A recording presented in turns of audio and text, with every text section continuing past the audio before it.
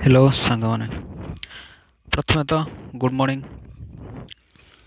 आज सका मुझे आसी बस गोटे सपन भाई जूता दुकान रे।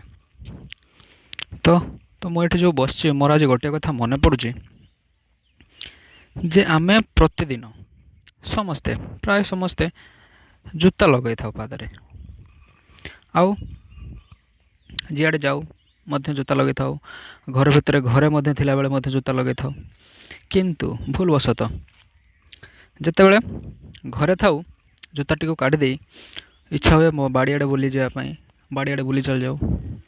ବାଡ଼ିଆଡ଼େ ବୁଲି ଗଲାବେଳେ କ'ଣ ହୁଏ ନା ନା ସେଠାରେ ଯେଉଁ କଣ୍ଟା ଫଣ୍ଟା ଥାଏ ଆମ ଖାଲି ପାଦ ଥିବା ଯୋଗୁଁ ସେ କଣ୍ଟା ଗୁଡ଼ାକ ଆମ ପାଦରେ ପଡ଼ିଯାଏ, ଯାହାଫଳରେ ଆମକୁ ବହୁତ କଷ୍ଟ ହୁଏ। ଆଉ ସେଠି ଆମ ମନରେ ଗୋଟେ ବିଚାର ଆସେ, କାସ୍ ଯଦି ମୁଁ ଜୋତା ମାଡ଼ିକି ଆସିଥାନ୍ତି ତାହେଲେ ଏପରି ମୋ ଗୋଡ଼ରେ କଣ୍ଟା ପଡ଼ିନଥାନ୍ତା।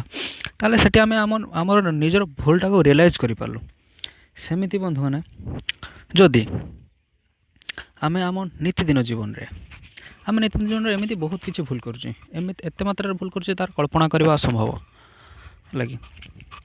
ତ ସେଇ ଭୁଲ ଗୁଡ଼ିକୁ ଯଦି ଆମେ ଯଦି ରିଏଲାଇଜ୍ କରିପାରିବା, ଆମେ ଯେଉଁ ଆଜିକାର ଯେଉଁ କ'ଣ ଭୁଲ କଲେ କିଛି ନାହିଁ ତାକୁ ଯଦି ରିଏଲାଇଜ୍ କରିପାରିବା, ଆଉ ଯଦି ଆମେ ତାକୁ ରିଏଲାଇଜ୍ କରିପାରିବା ତାହେଲେ ଆମେ ଏତିକି ସହ ନିଜକୁ ଆମେ କରିପାରିବା ଯେ ଆମେ ତାକୁ ସଂଶୋଧନ ମଧ୍ୟ କରିପାରିବା।